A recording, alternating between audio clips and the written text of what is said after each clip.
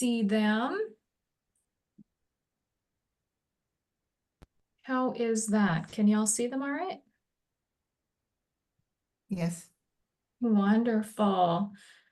Great. So as Kathy said, my name is Julia and I'm with Spark. We talk with people all around the country about stalking, and thank you all for being here today to join me. So also, as Kathy said, I do have the chat open.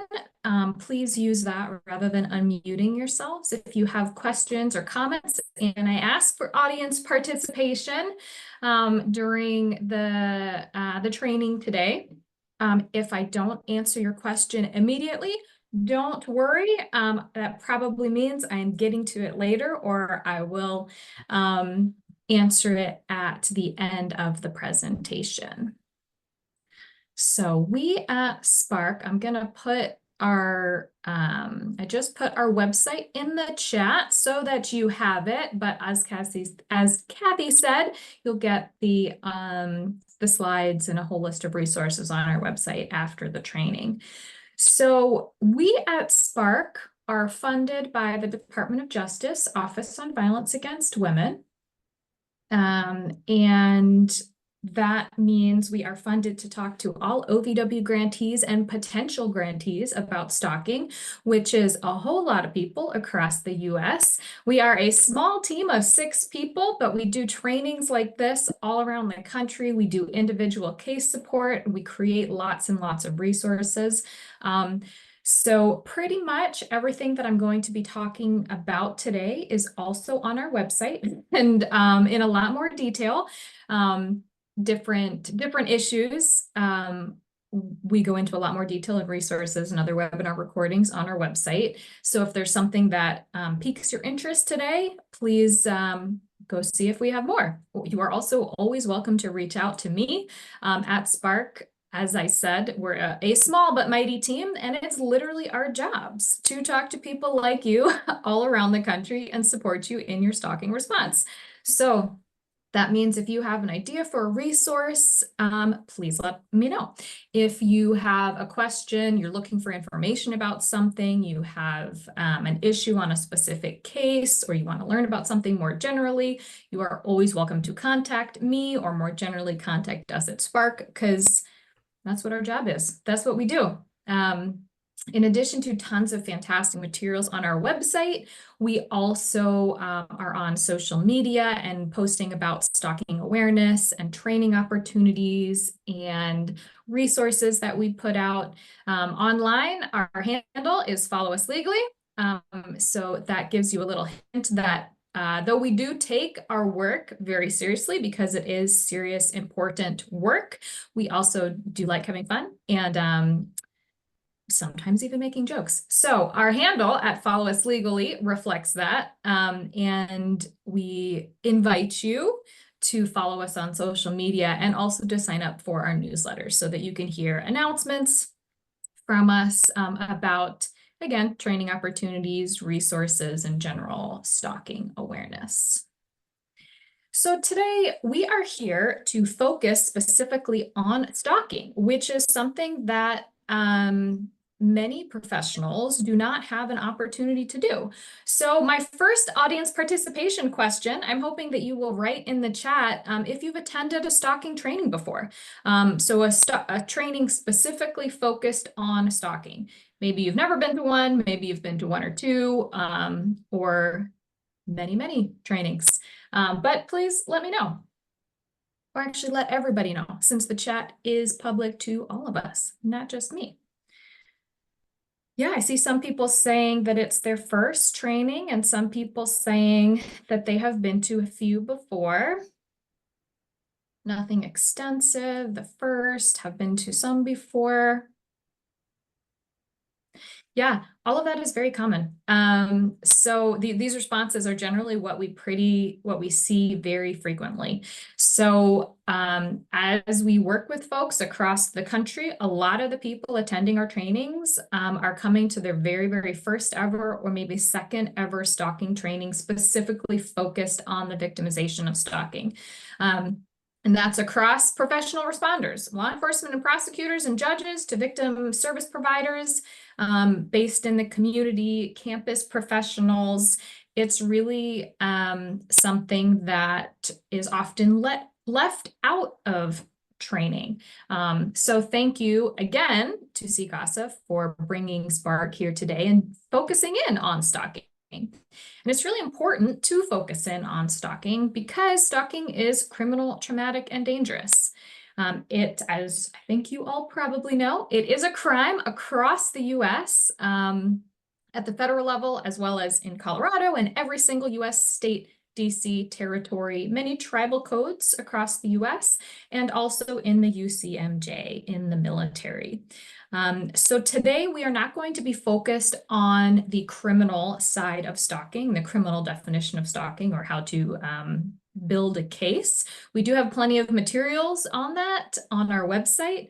But today, because our audience, as we saw in the poll, was not primarily criminal justice based, we're not going to be focusing on that definition, though I will mention it. Also because we think it's really important to be able to identify stalking behaviors in order to be able to identify, could this be a stalking situation, and identify if stalking is happening before even thinking about, does this rise to the criminal definition of stalking and meet all of the elements of the criminal stalking statute in your jurisdiction. But all that to say, every single US jurisdiction does say that stalking is a crime, though each one defines it in their own statute, in their own ways specifically, but they have a lot in common. In addition to being criminal, stalking is traumatic for many stalking victims. We see 92% of stalking victims report that they have experienced a negative mental health effect, some type of psychological issue from the stalking. Stalking victims are also more likely than those who have not been stalked to have chronic mental health issues. We also see the trauma of stalking affecting victims physically. So 1 in 4 stalking victims report feeling physically ill. And again, stalking victims are more likely than people who have not been stalked to have a chronic physical disease as well. So it can affect victims in a variety of ways. Many stalking victims end up losing time from work. So 1 in 8 stalking victims who were employed have said that they lose time from work, whether that's for preparing for court or researching how to get a protection order or going to get a protection order from the court or seeking victim services, getting mental health support, or simply being scared to leave their house or to show up at work because the stalker might be there. And I think it's also a statistic that hits home for me is that 1 in 7 stalking victims actually decide to move. So I don't know if any of you have moved recently, but think back to the last time you moved or helped someone move, and all of the time and effort, the mental and the physical work it takes to move. And 1 in 7 stalking victims decide that that's what's best for them. I think that's a powerful indicator that stalking can be really traumatic. Not just criminal and traumatic, but also dangerous. Stalking can be an indicator of an urgent, dangerous, volatile situation. Stalking often co-occurs with other types of violence, including physical and sexual violence. 1 in 5 stalkers use weapons to threaten or harm their victims. And there was a study that looked at intimate partner femicides, which is when a male intimate partner kills their female partner. And in more than 3/4 of those completed homicides, femicides, when researchers go and look back at the case, they see evidence of stalking in the year before the murder. That's 76% of intimate partner femicides, and actually 85% of attempted but not completed or successful murders. So stalking really is a red flag, and if we can get better at identifying it, we can then hopefully prevent some of the victimizations, some of the violence, and some of those deaths. We work with a researcher who's actually in Colorado now, Dr. Pat Brady, And he says stalking is homicide in slow motion. And I think this is a really big takeaway from the training today, that stalking is a red flag and we need to take it seriously. And remembering this, that stalking is homicide in slow motion, means that we can then try to prevent and intervene before that happens. So I'm going to be convincing you today, I hope, that stalking is a red flag we should be identifying and taking seriously. But what exactly is stalking? Well, before I go into the definition that we use, I want to ask all of you to again answer in the chat yes or no to each of these questions. So I'm not giving you more information. It's just these basic sentences that I will also read out. But type in the chat if you think this qualifies as stalking. Our first one, a student peeks into the women's locker room to watch women undress. Would this meet your definition of stalking? Do you think you have a good enough handle on what stalking is to tell me if this is or is not stalking? Ooh, right away we have a yes and we have a no. That's why we're here today, folks. So we all get on the same page. Creepy, but no. Maybe it's still a crime, maybe not stalking. Yeah, thank you all. It depends. Thank you all for typing in the chat. And we're going to come back to these later. So this is just a little pop quiz.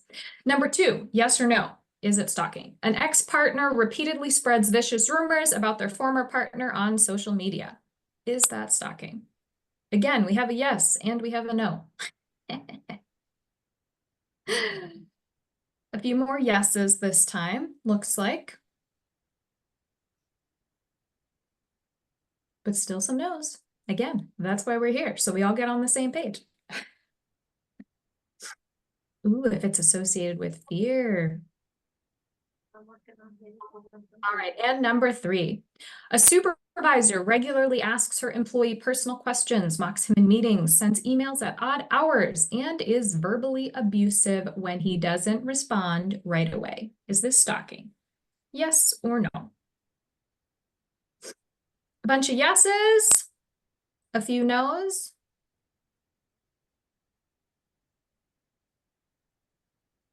All right, so I didn't give you much information here, just these sentences, a sentence for each one. So now we're going to go through the definition of stalking, and then we'll come back to these and reconsider them after going through the definition. So stalking, as I mentioned, each criminal statute in all 58 US jurisdictions have their own definition by statute of what constitutes the legal criminal definition of stalking. So that's not what we're focusing in on today, but each jurisdiction has its own. There are also policy definitions of stalking. So I know we have some campus folks, for example, Title IX is, has a policy, is a policy, also in statute, has a definition of stalking. We're going to be focusing in today on the behavioral definition so that we can all be better at identifying stalking behaviors and that a stalking situation might be happening. And then, depending on whatever case you're working on, you can move to a policy or legal statutory criminal definition. So I will say that the Title IX definition for our campus folks is the same as our behavioral Ya vi esto. Básicamente es el fee agreement para que preparen de tratar I de think we might poner need sobre to mute renovación del someone. permiso de trabajo. Um, Thank you.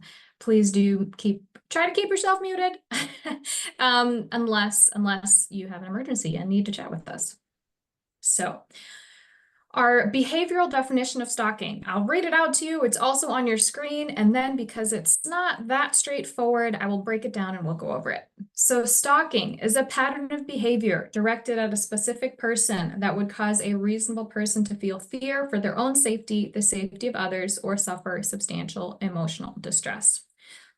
Now, this is a long definition, but I don't want to say it's overly complicated. You know, it's not as simple, possibly, as property damage or property invasion or physical assault.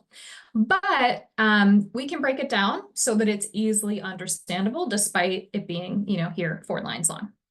So the first piece is that stalking is a pattern of behavior. And some of you mentioned this when we were going through those 3 possible stalking scenarios, the yes or no questions.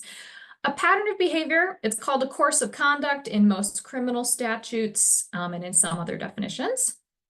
Basically, a pattern is not a single or one-off event. So we often say at Spark that that means 2 or more incidents. Another way of saying that is more than one incident. So it's repeated behavior. And I think you will all probably agree with me that that's a pretty low bar.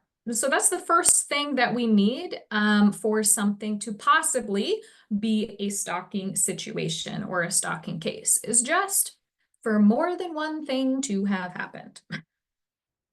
Now, stalking is a pattern of behavior directed at a specific person. So a stalker is always targeting a specific victim or target.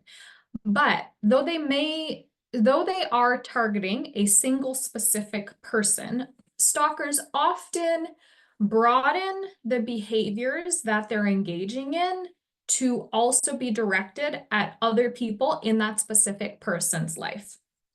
So, for example, if someone was stalking me and wanted to put me in fear for my safety or the safety of others, or make me suffer substantial emotional distress, they might decide that a good way to do that would be to gather information about me from my neighbors, from my family, from my coworkers. They might decide that they want to post bad reviews online about my place of employment. They might decide to engage my husband and harass him. I have 2 cats who you might see today if they come over asking for attention. But if someone really wanted to cause me emotional distress, if you send me a dead cat picture, absolutely. That is going to cause me emotional distress.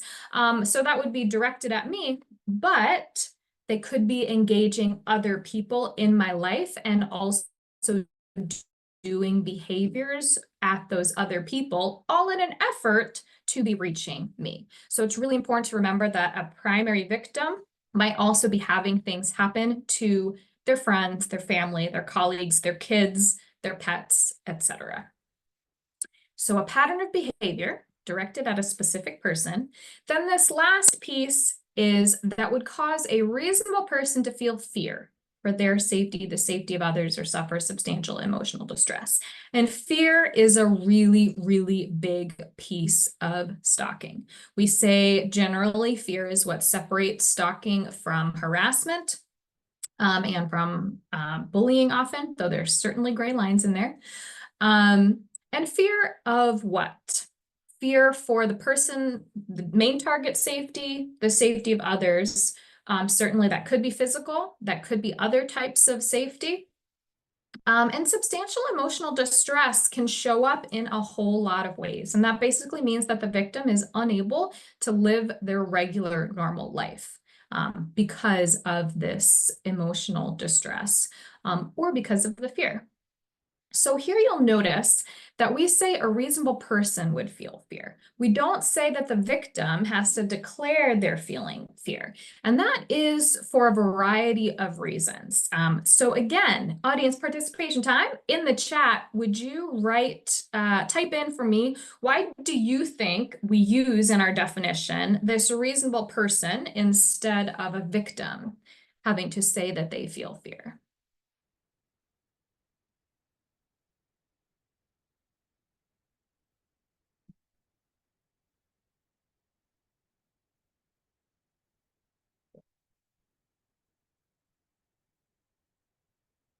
All great answers.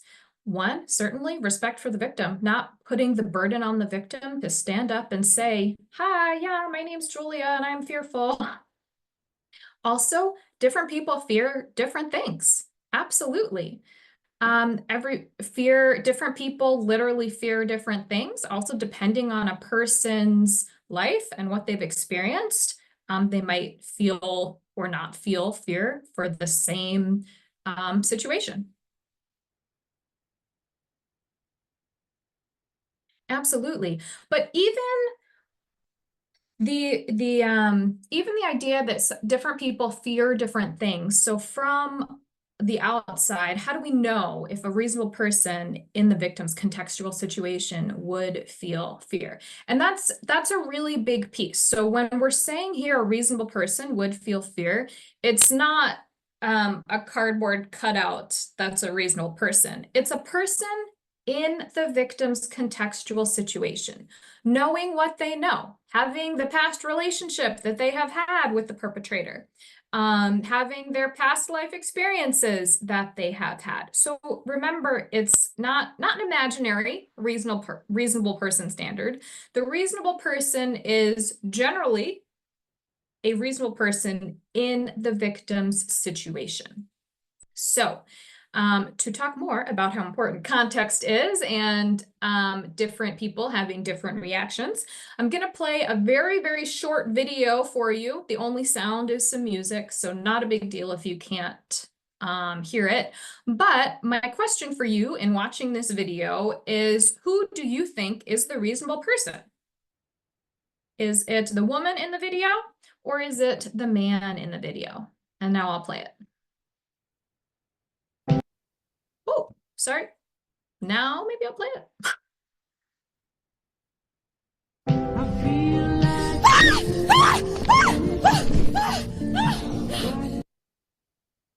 All right, so let me know in the chat. Is she having a reasonable reaction and running away, screaming, pulling her feet up off the floor from a spider that's across the room? Or is he having a reasonable reaction of rolling his eyes? It's a tiny spider across the room. We have some votes for the fear of spiders. We have some votes for both. Someone has been vulnerable and shared that it's basically a video of them when they see a spider. I hear you. Some people saying he's the reasonable one. And all of this gets exactly to the point that we are trying to make. Fear is contextual. Different people fear different things. As someone mentioned in the chat, and I will also say, I am scared of spiders. Does not matter how big or how small it is. I am still scared of that spider. And some people literally are not scared of spiders and like them and have tarantulas or other spiders as pets. Around Halloween, I was talking with my friend's 3-year-old, and she was very excitedly telling me about a Halloween event she went to where there were tarantulas and she got to hold one and how it took up her entire hand. And I was trying so hard to be encouraging of this 3-year-old while inside I was screaming that she was holding a tarantula. Oh my God, even just hearing about it freaks me out. She was quite literally not scared. If I was in that situation, I would be terrified. So remember, people have very different fears. And the context of the reasonable person in their situation with the fears that they have is key to that.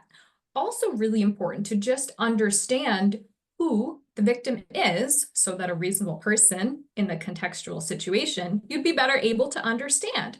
So for example, for this video, if I tell you that last year, the woman in this video was bit by a spider and then it was poisonous, it got infected, she had all these complications and she ended up in the hospital for a week, I think then you would all join me in saying her fear and the fear of a reasonable person in her contextual situation is entirely reasonable. Because that spider, whether you're scared of spiders or not, to her, that spider represents at least a week in the ICU. And so it's not only the physical spider, which some people are scared of and some are not, there's also the history and the context behind that spider.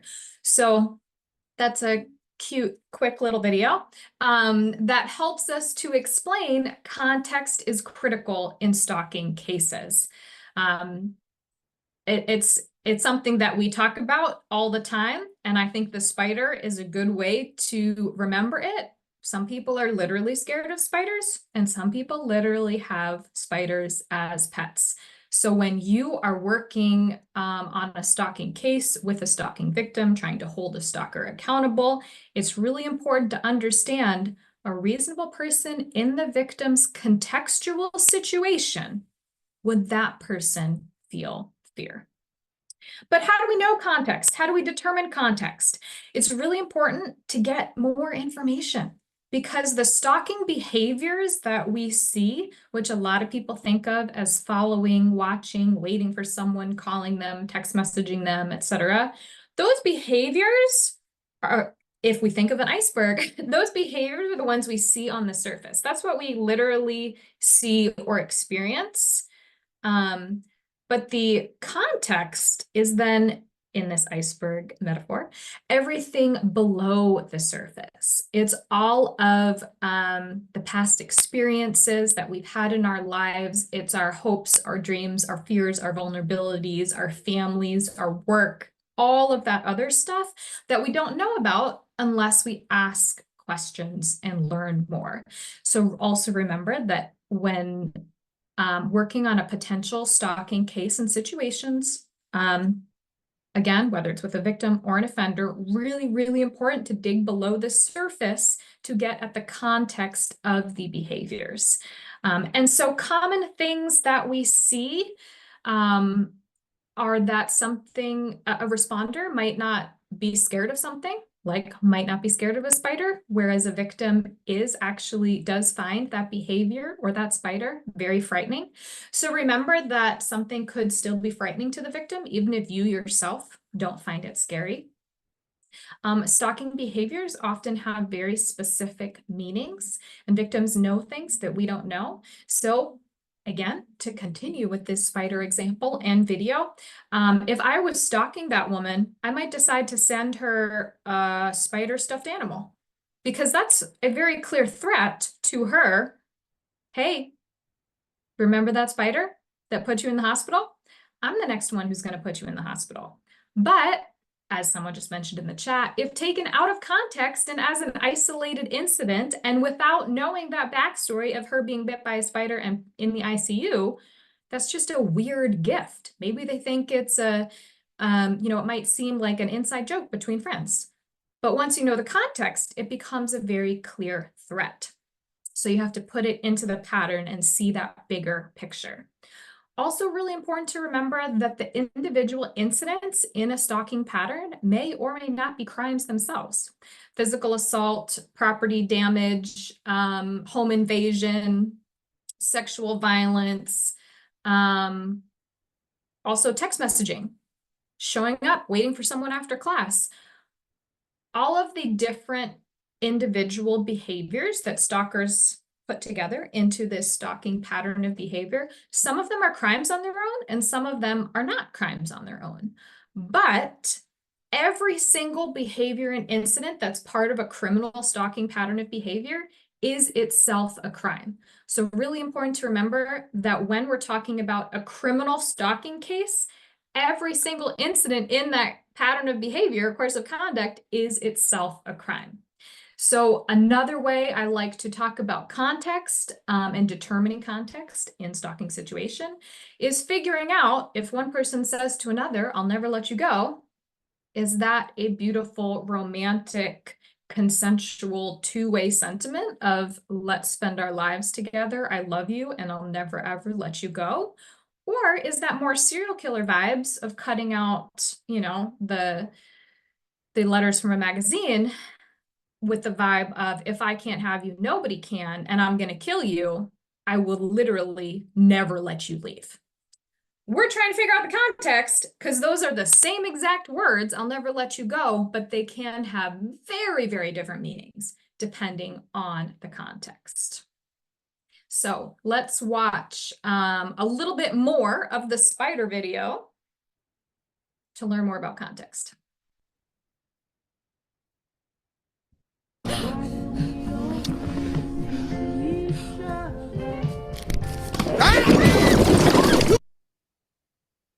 Oh my gosh, who was expecting that? Probably no one, unless you've been to a Spark training or seen this video before. So again, remember, stalking victims know a whole lot of things that we don't know. They know the context, and we need to learn that context and then figure out, would a reasonable person in that contextual situation feel fear?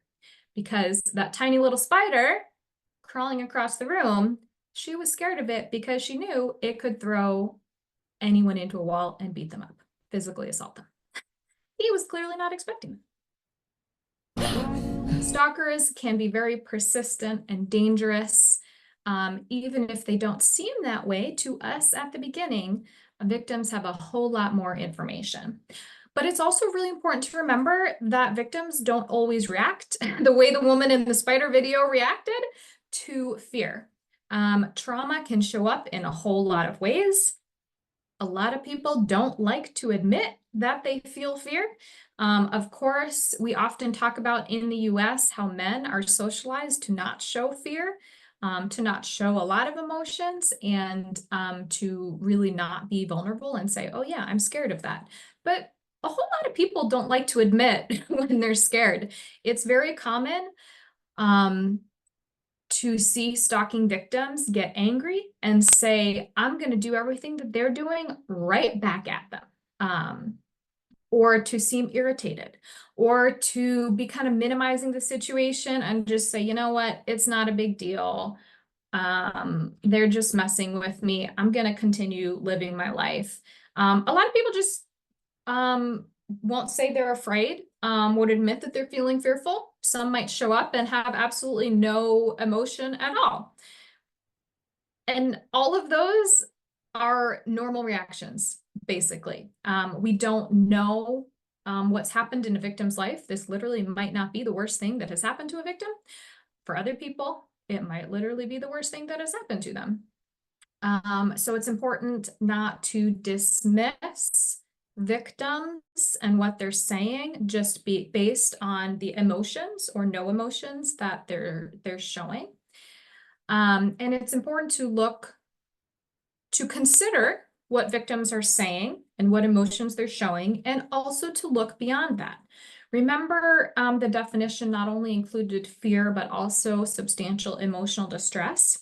And both fear and substantial emotional distress can show up in a lot of ways. So signs of both of them could be a victim changing their appearance, changing how they go to work or school, taking the bus or driving or biking to work, changing what they look like, changing their daily routine, stopping activities that they used to do and really enjoy, trying to protect themselves, like having people walk them to their car or take the bus with them, or not go to the gym alone, installing a Ring doorbell camera, or getting some type of personal safety device. Like you can get these things on your keychain that will immediately call 911 just with the press of a button or something like that. Seeking professional help from folks like you all or mental health providers. Sometimes increased substance misuse or workplace or academic issues. There are all sorts of ways that fear and emotional distress can show up without a victim literally saying, hi, my name's Julia and I am in fear. Also, a great way to look for fear and emotional distress and see signs of it, whether or not a victim has verbalized that fear, is the self-protective actions that victims have taken.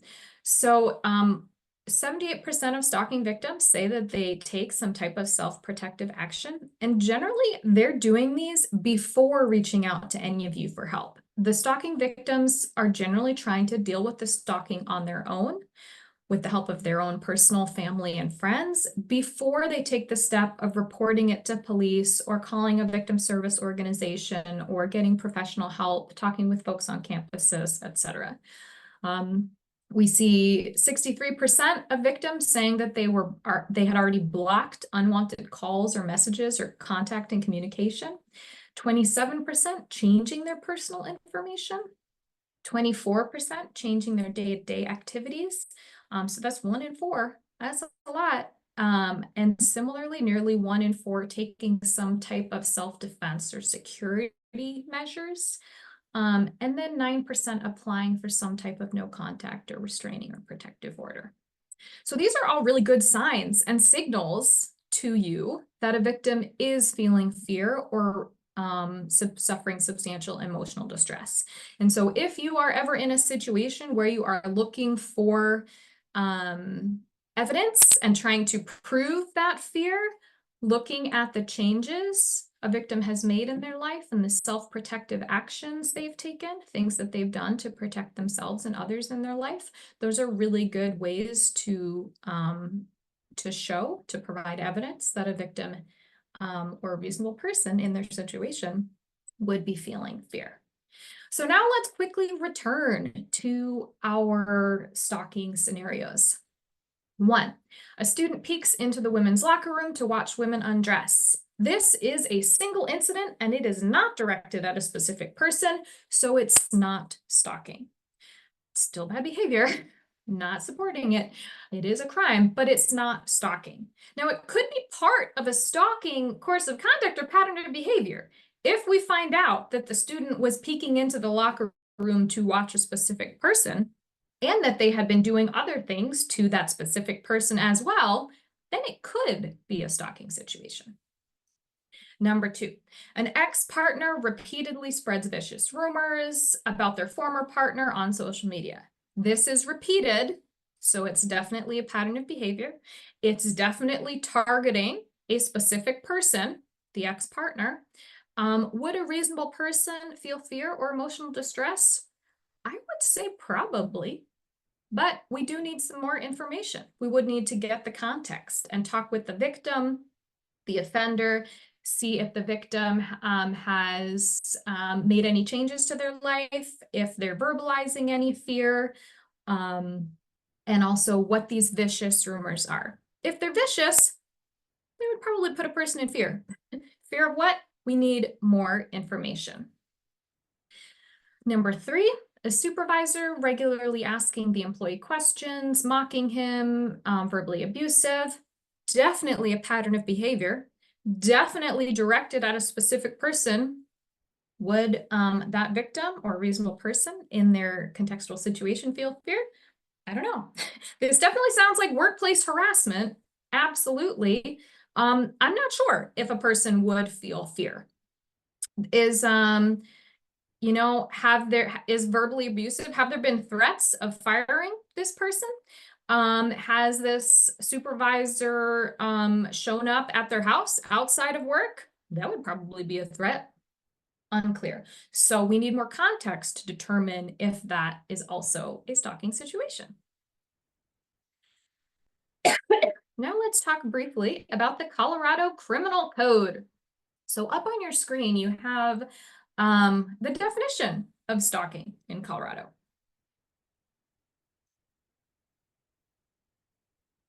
Now, I'm not going to read this whole definition, but there are some things that I want to point out. One is that while technology facilitated stalking and cyber stalking are not specifically mentioned, it is considered to be covered by this same stalking statute, and case law also addresses that. There are also additional statutes that criminalize harassing through electronic means or other technology facilitated stalking behaviors. And on our website, we have a resource that not only pulls this criminal definition and related statutes to stalking in Colorado, but also analyzes them a little bit. And we'll send that in a follow-up email. But big picture, when we look at the definition of criminal stalking in Colorado, one important thing is that this stalking can be done directly or indirectly through another person. So that means if I'm stalking someone, I can do the stalking. It also counts if I engage a third party, my friends or family, or a neighbor of my target, to also engage in stalking behaviors. So that also counts. The offender must knowingly engage in the course of conduct. So the offender acting knowingly, case law says that that refers to knowingly engaging in the course of conduct, not knowingly put a victim in fear, but knowingly engage in the course of conduct. So they have to know that they're doing this pattern of behavior to a specific person. The pattern of behavior, it just says X must be repeated, which means more than once. And the stalking behaviors can target a victim as well as their immediate family or someone with whom the victim has had a continuing relationship. So that gets at our what I was talking about with the stalking behaviors targeting a specific person, but also stalkers doing things to other people in the victim's life as a way to get to that primary target. And then the last big thing that I want to point out about the statute in Colorado is that there are 3 sections, A, B, and C. And A and B require that a reasonable person fears for their safety or the safety of others. And that comes from the fact that 1A and B use the language that the offender makes a credible threat. And then the definition of a credible threat is a threat, physical action, or repeated conduct that would cause a reasonable person to fear for safety. So that reasonable person fearing for safety is part of 1A and 1B, and then the differences between A and B are some of the stalking behaviors that are specifically mentioned. So 1A is following, approaching, contacting, surveilling, and 1B focuses in on communicating with the victim. Now, the third part, C, instead of the reasonable person fearing for their safety, it focuses in and requires serious emotional distress. Both that a reasonable person in the victim's contextual situation would suffer serious emotional distress, and that the victim suffers substantial emotional distress. Also, it requires some of those stalking behaviors and lists them out, like following, approaching, surveilling, contacting, etc. So we have the reasonable person in the contextual situation, we have the victim, we have the emotional distress, we have the safety. So you'll see that it's a little bit different from our behavioral definition. And depending on your stalking situation, you would have to figure out, does this fit under stalking A, B, or C, or multiple, or all of them? So again, a little bit different from our behavioral definition. We have more information on our website about this, and we're also happy to chat offline and after the training. But remember, it's really important to be able to identify stalking behaviors and use our behavioral definition first, and then focus in on criminal definition if you are in fact looking to engage with the criminal system. Yes, and to clarify, the definition is, in the statute, could be any of A, B, or C. It does not have to be all of them, but it could also be multiple of them. All right, so hopefully I've convinced you all that stalking is criminal, traumatic, and dangerous. But what exactly is stalking? So let's go into that a little bit. First of all, Stalking is really common. We see stalking at very similar prevalence rates to domestic violence and sexual assault, but we're not talking about it nearly as much. So 1 in 3 women and 1 in 6 men in the US experience stalking in their lifetimes, but we're really not talking about it as much as domestic or sexual violence, even though those rates, the prevalence is really similar. As you can see from the 1 in 3 women and 1 in 6 men, women are more likely than men to be stalked, to experience stalking in their lifetime. But no matter if it is a man or a woman or another gender identity, reporting that they're being stalked, most of those victims say that their stalker is male. So regardless of the victim's sex, gender, or sexual orientation, or really other identifying characteristics, most victims say that the person stalking them is male. And how are stalkers and victims related to each other? Because the vast majority of stalking victims know their stalker. Being as this, you are all here on behalf, or the Coalition Against Sexual Assault are the ones hosting us today. You may all be familiar with the myth that sexual assault happens when strangers jump out of the bushes with a knife or a gun and sexually assault someone. That certainly happens, but we also know that the vast majority of sexual assaults happen from people who the victim already knows. And we see a very similar story with stalking, that people tend to have this idea of stalkers, that they're strangers fixating on someone who they don't know. And that absolutely does happen. We see a lot of stories about that in the news, about celebrities being stalked, but most of us are not celebrities.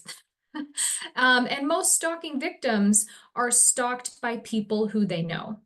So you'll see here in this slide on this chart that the biggest 2 categories that make up way more than 50% of the stalking situations are current or former intimate partners and acquaintances.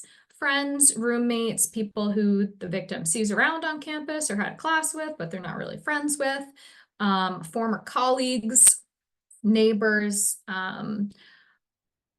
all sorts of people who the victim know. Roughly 40% are current or former intimate partners, and a little bit more than that are acquaintances. So that does mean that it's really important to think about stalking in the context of intimate partnerships and domestic violence, but it's also really important to remember that there are all these other stalking situations happening outside of that domestic violence or outside of intimate partnerships. And stalking frequently happens both in person and online. So the majority of stalking victims say that they are stalked both in person as well as through technology. But what exactly is stalking? So stalking as a pattern of behavior is really any behaviors that the stalker is creative enough to come up with to freak out, creep out, terrorize, instill fear into their victim. So because stalking can be any behaviors that the stalker puts together into a pattern, we find it really helpful to use a framework to think about these stalking behaviors and put them into buckets. So we use Dr. T.K. Logan's framework called the SLY framework of these 4 buckets. SLY for the first letter of each of these 4 categories, and also because stalkers are sly criminals, SLY, and also it's a good reminder then, of course, for the 4 SLY categories. So as the circles on your screen show, these categories overlap and intersect. It's not really important to decide which category a stalking behavior fits into. Sometimes they're going to be in both or multiple. But it's really helpful to think about the 4 categories to get a fuller picture of what's going on and more context of the situation. So the surveillance categories are the ones that most people tend to think of. These are the ones that most commonly come up when we talk about stalking. Following, watching, waiting, showing up, tracking someone's location, getting information about them. And this includes stalking by proxy, surveilling by proxy. And that means using when the stalker uses a third party to get information or to follow or to watch for or wait for the stalking victim. And 1 in 3 stalking victims say that their stalker involved others to keep track of them, harass them, harm them, or threaten them. So that's a whole lot of proxy stalking that's happening. The second category is all of the ways that the stalker invades the victim's life. So how they show up and disrupt the victim's life. This is unwanted contact and communication, whether that's at home, at work, at school, on the bus, through phone calls, through emails, signing them up for email subscriptions. So the victim gets hundreds of emails from Bath and Body Works and cruise lines and who knows what other companies. This can also be literal property invasion, messing up a victim's life through public humiliation or harassing their family and friends. The third category of intimidation, these are threats to harm themselves, to harm the victim, to harm other people, threats like symbolic violence, threats like property damage, implicit or explicit threats. As I think we all know, threats can be very clear, explicit, like I'm going to kill you with this shovel and bury you behind grandma's shed. Or they can be implicit, like, oh, it would be a real shame if these photos got sent to all your family and friends. You know, people can also convey a threat without ever saying a word. So really important to think broadly about threats and to get the context to understand them. And then our last category is interference through sabotage or attack. These are all the ways that the stalker interferes in the victim's life. So it could be financial sabotage, employment sabotage, work sabotage, credit score sabotage, could be ruining the victim's reputation, personal or professional life, sabotaging their academic performance in school, interfering in custody or other court situations, interfering in a victim's routine or activities, keeping them from leaving, trying to drive them off the road with road rage, attacking family, friends, pets, the victim physically or sexually, any type of interference through sabotage or attack. And as you probably noticed, some of the examples of stalking behaviors in those 4 slide categories are themselves crimes: vandalism, property crimes, witness intimidation, trespassing. These are all crimes in and of themselves, and it's important to name those crimes as crimes when they happen. Also important to remember that many of the things are not crimes on their own, but they would become criminal when part of a stalking criminal course of conduct. And on our website, we have lots of resources to help you identify stalking behaviors. So for law enforcement, for corrections officers, for victim services, we have lists of questions you can ask about, hey, are these specific stalking behaviors happening? Because we know that when we work with victims, if we say and ask the question, are you being stalked? Victims are likely to say no. If they say, or if we ask, are you in fear? They're likely to say no. But if instead we ask about specific stalking behaviors, and if instead we ask about if they've made any changes to their lives, then we tend to get yeses. And so then we do get at the behaviors that make up the pattern and the fear and emotional distress that we can see, even if a victim isn't verbalizing that. So to talk a little bit about stalking and sexual violence, one of the resources on our website is a resource of sly behaviors that are sexually violent. So it's really getting at the intersection of stalking and sexual violence. So here on your screen, you see some of those stalking sly behaviors and how they might intersect with sexual violence. Remember that stalking can intersect with sexual violence as sexual assault. It can also be sexual coercion, verbal pressure, sexual degradation, implied sexual threats, sharing sexual information, spreading sexual rumors, interfering with sexual or reproductive health. There are a lot of ways beyond sexual assault that stalking and sexual violence can intersect. So this slide framework is Dr. T.K. Logan out of the University of Kentucky came up with that, and we credit her in all of our materials if you want to look up her research. So when we're talking about the fear of stalking and how that relates to stalking and its intersection with sexual violence, fear of sexual assault is covered under most stalking criminal statutes. Remember that fears can also go beyond sexual assault. There could be a fear of being watched, voyeurism, or privacy invasion. There could be a fear of friends or loved ones being sexually victimized. Could be a fear of intimate photos being created or shared if they were shared consensually with the stalker, that the stalker could then share them beyond what the victim consented to. Or even more simply, the offender sharing personal sexual information or spreading rumors. This could be done in person, social media. If you're old enough, you know, people used to write this on the bathroom wall too. I don't really know if kids still do that these days. I feel like it's more social media. But fear, it's important to think about fear more broadly.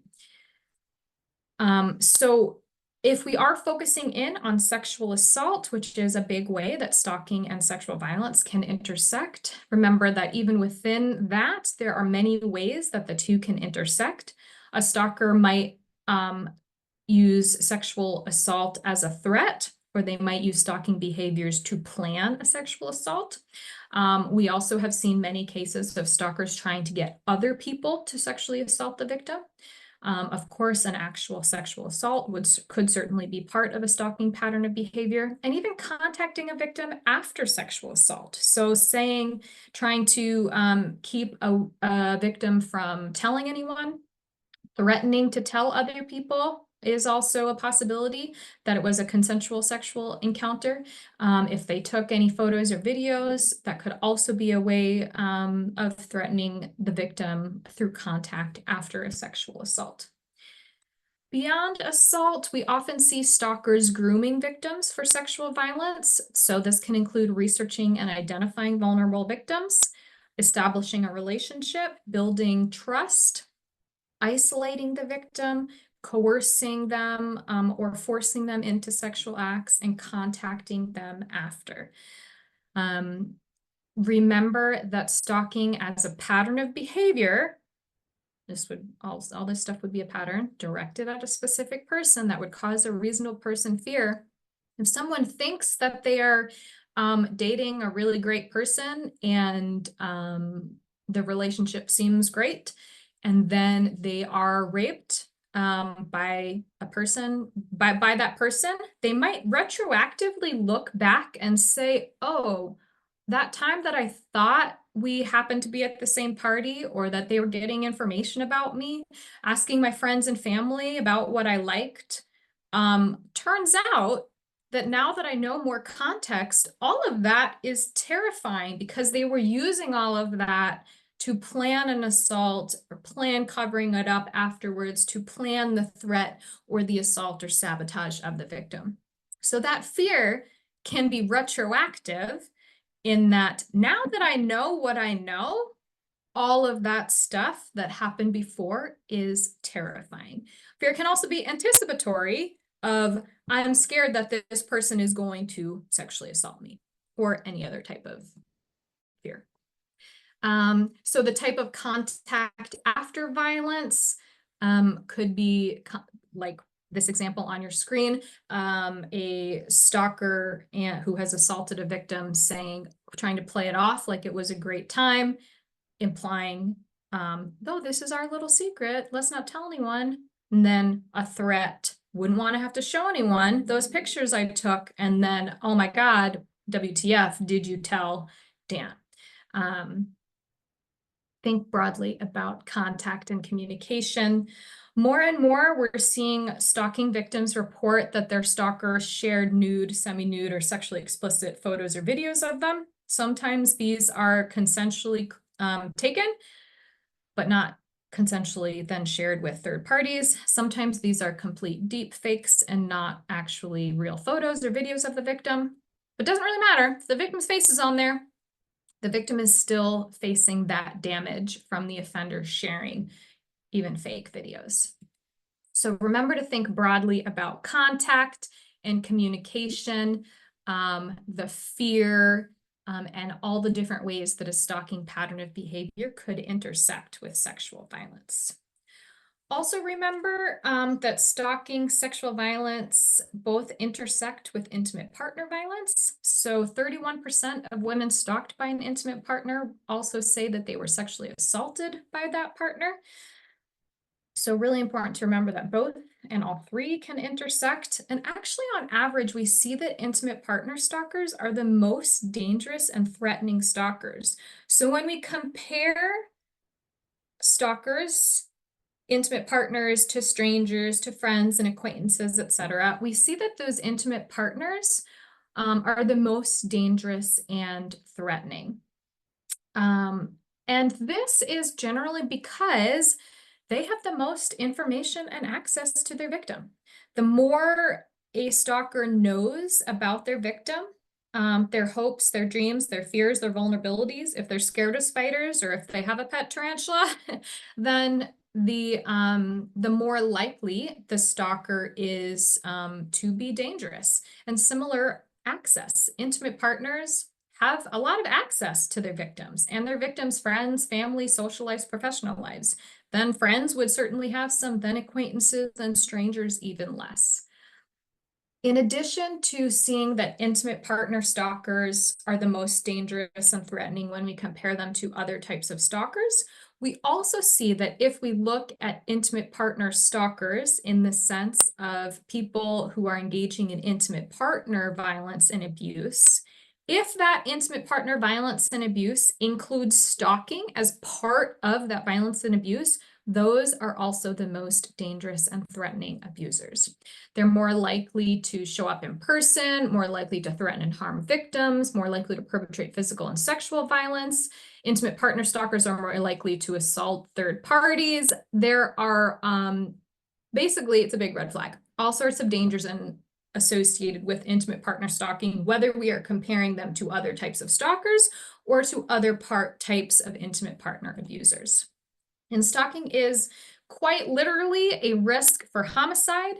In looking at the top 10 risk factors for intimate partner homicide, we see stalking in there in the top 10. Stalking is associated with a threefold increase in the risk of an intimate partner killing a current or former intimate partner. So stalking is a really, really big red flag. And that's one of the reasons we're talking about it today. And one of the reasons that I really, really encourage you to ask survivors about co-occurring victimizations. If you are talking with a victim, try to identify if there's a pattern of behavior, if it's directed at them, a specific person, and if a reasonable person in their contextual situation would feel fear. This can be associated, and frequently is associated, with sexual violence and domestic violence, though not always.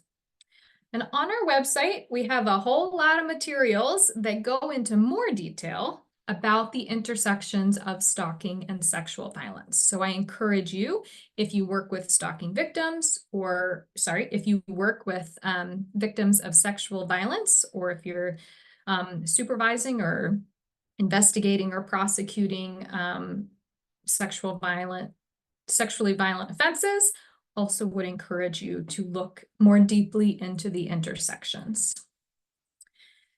Now, as we are responding to victims, what are big things to keep in mind?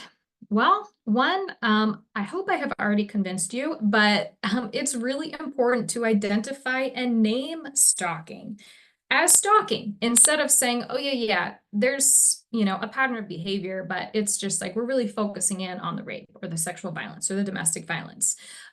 We want to name stalking for a variety of reasons.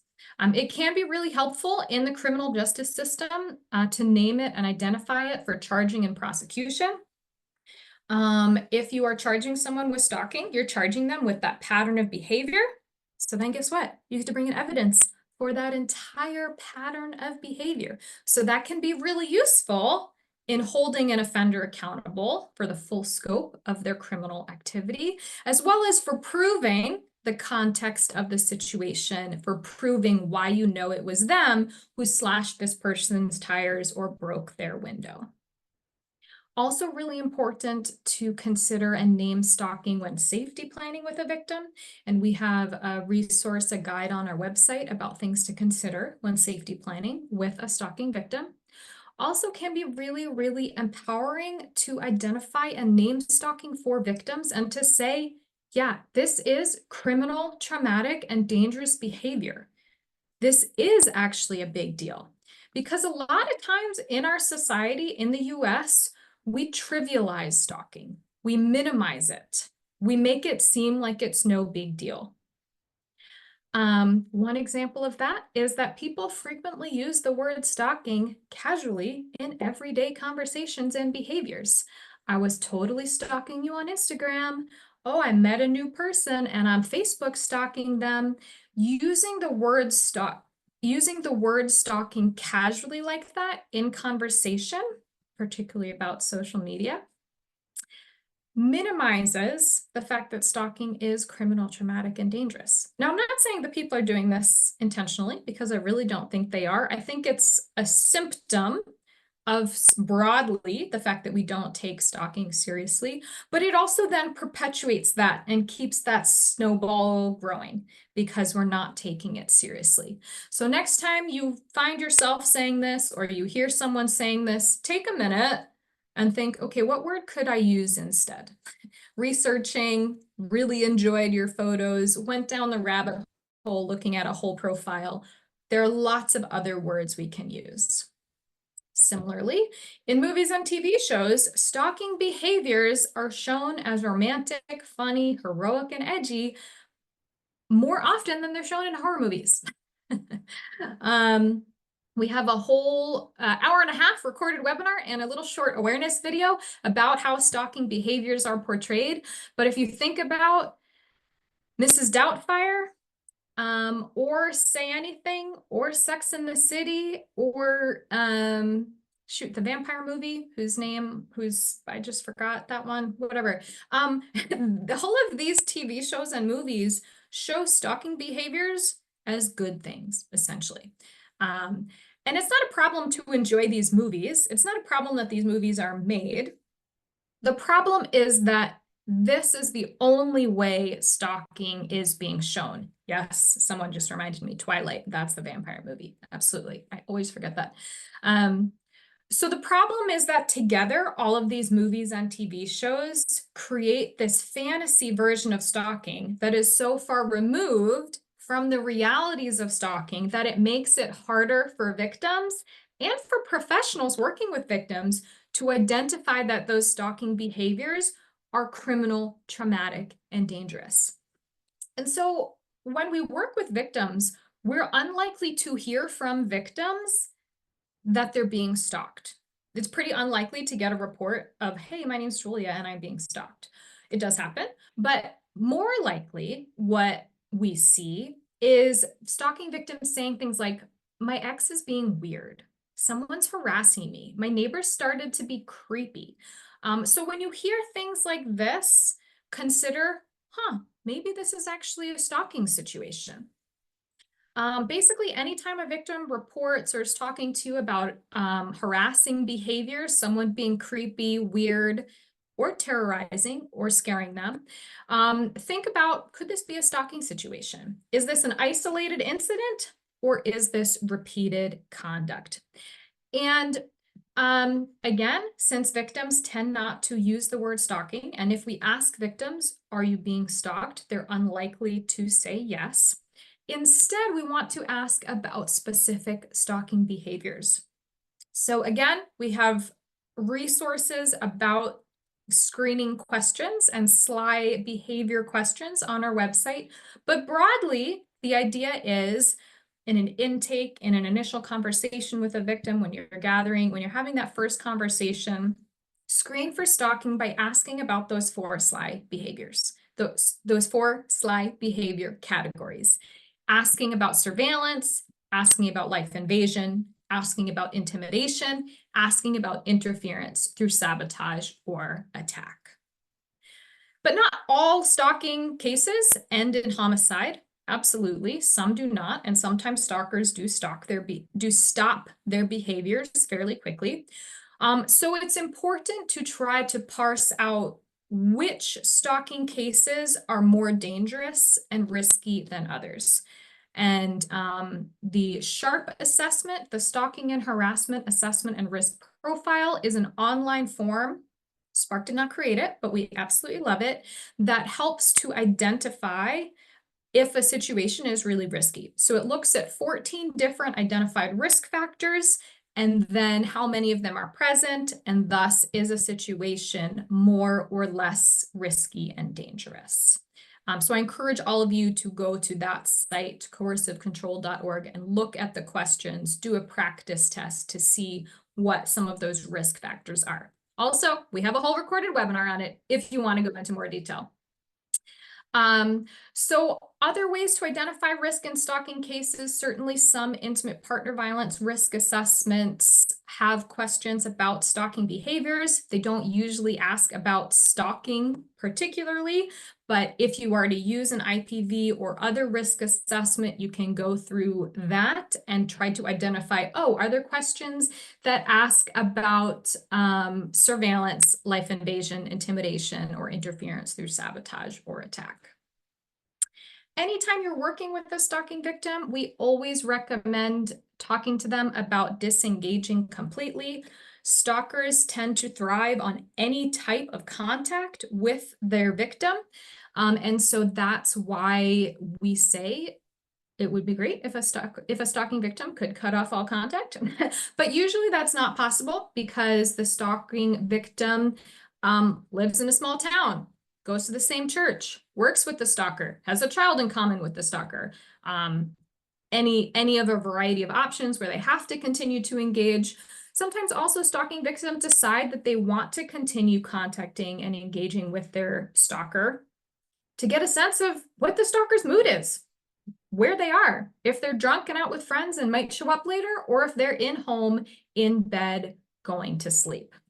Also really important to remember that when a victim tries to distance themselves from their stalker, that can actually be a really dangerous time as the stalker gets frustrated and angry, and it can lead to an increase in the physical danger to a victim's life. If my stalker used to be able to call me or message me or email me or contact me on social media, and suddenly I've blocked them, they might decide, well, I know where she lives.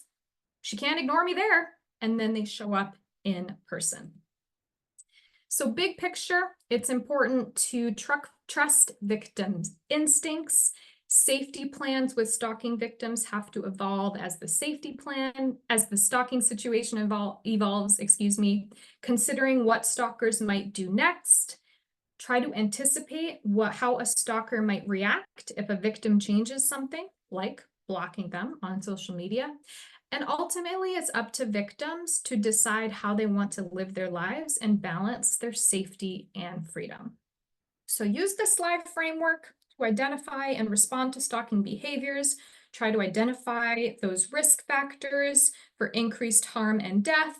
And also remember that you're not doing it alone and that you have a whole community of other people who are also supporting stalking victims. So working on coordinating your community response is really important. And on our website, we have a whole guide about coordinating the community response to stalking.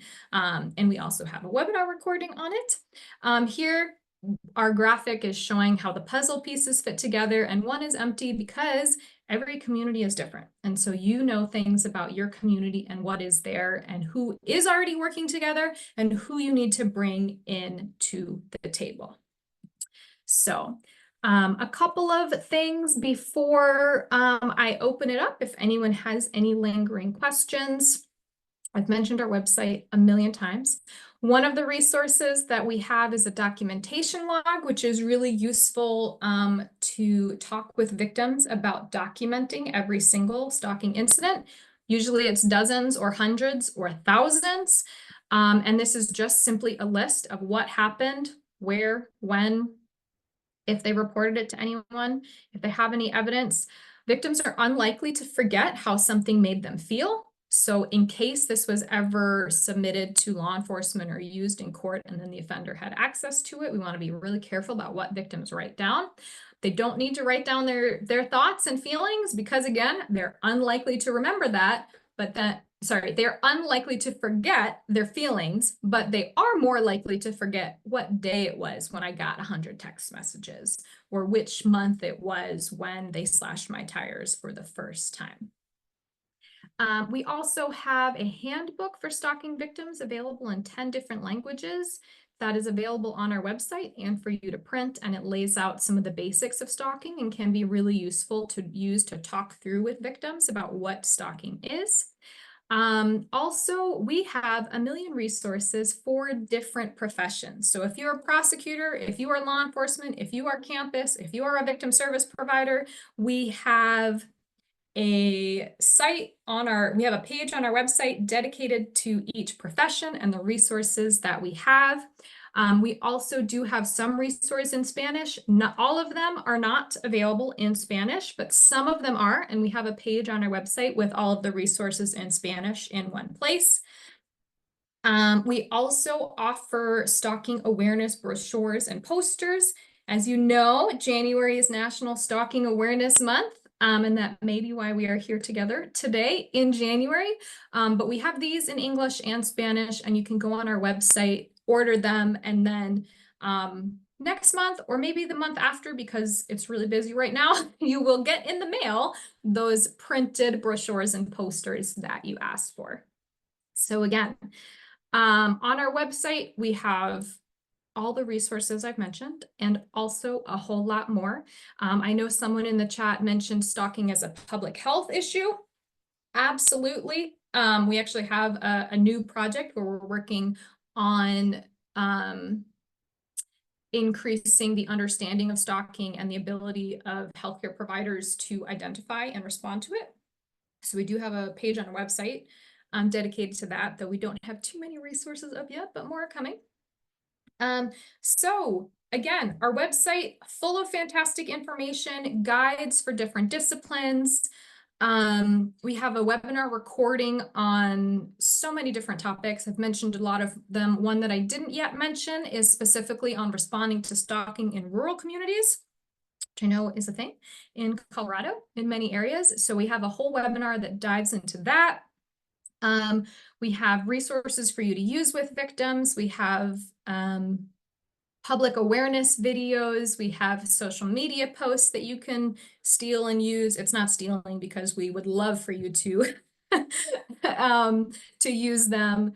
Our fact sheets are infographics and work with us to raise awareness around stalking. So you're going to get these slides and links to all those resources I mentioned. This is my contact information. You are always welcome to contact me with follow-up questions. We also, have a general form on our website that you can use to contact us. So I haven't seen any remaining questions in the chat, and I know we are at time, but I am happy to stay on if anyone does have additional questions that haven't yet come up. Feel free to put them in the chat. Julia, I'm not sure if this question was answered. Kaylee asked before, whose framework was the SLII framework? Yes, the SLII framework was created by Dr. T.K. Logan. She is a researcher out of the University of Kentucky. She came up with the SLI framework. She also created the SHARP assessment, the Stalking and Harassment Assessment and Risk Profile. So that's not something that Spark created, that SHARP stalking assessment. Dr. Logan did, and she runs it on her own website, coercivecontrol.org. Yeah, I mentioned a keychain that calls 911. There are a whole lot of they're called personal safety devices. There are a lot of different brands that create them, kind of like AirTags, Tiles, stuff like that, or different phone models. So lots of different brands do. I wouldn't be able to recommend one over another, but it's basically a small device that you can put on a keychain. And then some of them make really loud noises when you press the button to kind of scare someone away, or could call 911 or a certain number. They're generally called personal safety devices. You know what? I can try to Google. If you want to email me, the person who asked that question, I can certainly send you examples of them. Well, Julia, this was wonderful, and I thank you for the presentation, and thank you for all the resources. And I am putting in the chat the evaluation, and again, please fill it out, and we take from those evaluations your comments and how we can plan our trainings in the future. And I see one more question from Nikki. Do you have resources that are helpful to represent low-income clients moving forward with criminal charges? We do not. Legal aid groups certainly do sometimes support that, and there are often victim service agencies that have connections with lawyers or that do work pro bono, or sometimes lawyer associations in your jurisdiction or state might do that, but we do not specifically have resources around representing low-income clients in stalking situations. Or more generally, one thing though that does make me think of is we have a resource about how stalkers misuse and abuse courts as part of their stalking pattern of behavior. So showing up late or not showing up at all to delay a case, or to making frivolous motions, or delaying and then dropping out right before a trial date. So we have a resource that lists ways stalkers frequently abuse the court system as part of their pattern of behavior, and kind of things lawyers and judges can look out for, but that's about it. And yes, the video, I know Sikasa said, will be on YouTube. The slides will also be shared.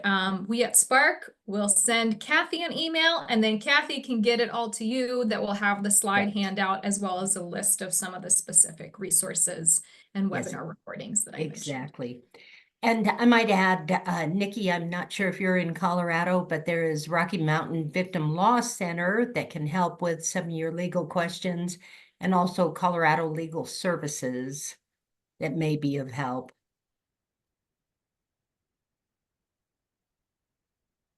Thank you all so much for showing up and sticking with me today. I have a colleague who describes our Spark presentations as drinking from a fire hose. I know that we pack a lot of information in there, so thank you. Stalking is criminal, traumatic, and dangerous. If that's the only thing you take away from today, I hope that's it. And you can always go back and find more information on our website. And then as you read through our resources or look at our tip sheets, hopefully that will jog your memory to some things we talked about today. Thank you very much. This is very valuable. And Stephen adds, speaking of abusing court systems, he has seen stalkers send out false flags trying to accuse victims first. That's worth mentioning. That I bet that does happen. Yeah, we And- see that a lot where stalkers are apply for protection orders against their victims, trying to make it out that they're the victim and the stalking victim is the abuser, or stalking them, as well as accusing the victim falsely of various behaviors. And in theory, a good investigation will show who's really doing what, and digging below the surface to get at all of that part of the iceberg under the water, in the context of the situation, will help all of the truth come to light. Well, thank you all, and we look forward to seeing you at our next webinar. Thanks, everyone. Thank you, Julia. Thank you, interpreters. It's been a pleasure. Thank you. Bye, guys. Bye-bye. You.